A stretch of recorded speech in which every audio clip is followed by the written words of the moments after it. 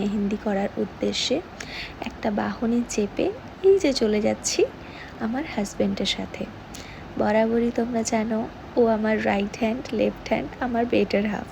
তাই জন্য আমাকে হেল্প করার জন্য ও সদা সবসময় অ্যাভেলেবেল থাকে। হ্যাঁ, এটা বলতে পারো খুবই সাপোর্টিভ। আর একটা কথা, মেহেন্দি বা কোনো আর্টিস্ট যখন কোনো আলাদা প্লেসে গিয়ে কাজ করে, যে কোনো প্লেসের মজা একটা আলাদা এক্সপিরিয়েন্স আর একটা আলাদা অনুভূতি হয়। আলাদা এক্সপিরিয়েন্সের সাথে সাথে একটা সুন্দর ফ্রেন্ডশিপ বিল্ড হয়। আর আজকের লোকেশনে আমি যাচ্ছি কাজলের মোড়।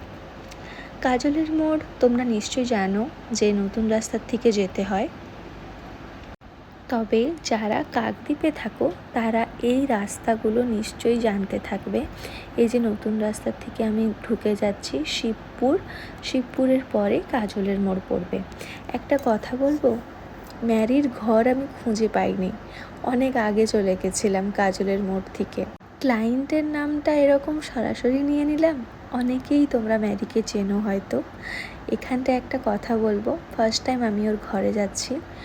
একবার ওর পার্লারে আমি ভিজিট করেছিলাম, দেখেছিলাম, তবে যাওয়া হয়নি। আর ওদের ঘরে গিয়ে দেখছি এরকম তুমুল ঝড় উঠেছে। এত বৃষ্টি হচ্ছিল। প্রথমে তো ক্লায়েন্ট লেট করেছে আসাতে, শাড়ি কিনতে গেছে ওর বিয়ের দিন সকালেও। ঠিক আছে, মেনে নিলাম বিয়ের দিন অনেক কাজ থাকে, তবে বৃষ্টি হতে হতে এরকম শিলাবৃষ্টি হবে সেটা ভাবিনি। তবে আমার খুবই মজা হয়েছিল। এই দেখো কত শিলাবৃষ্টি হচ্ছে, আর আমি না গুড়িয়ে গুড়িয়ে লিটারেলি খাচ্ছিলাম। আমার এত ভালো লাগে শিলাবৃষ্টি হলে শিলাগুলোকে খেতে বা ওই বরফের টুকরোগুলোকে খেতে।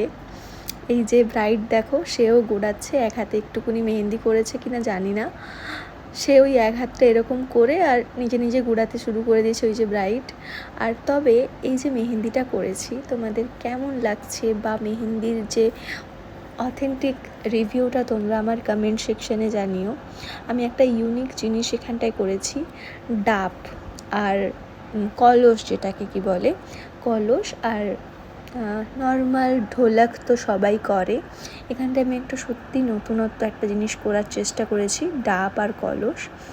আর এই যে ডিজাইনটা তোমাদের কেমন লেগেছে বা কেমন লাগছে, তোমরা নিশ্চয়ই আমার ডিজাইনগুলোকে একটু ভালোবাসা দিও, এটাই তোমাদের কাছ থেকে আমার চাওয়া রইল।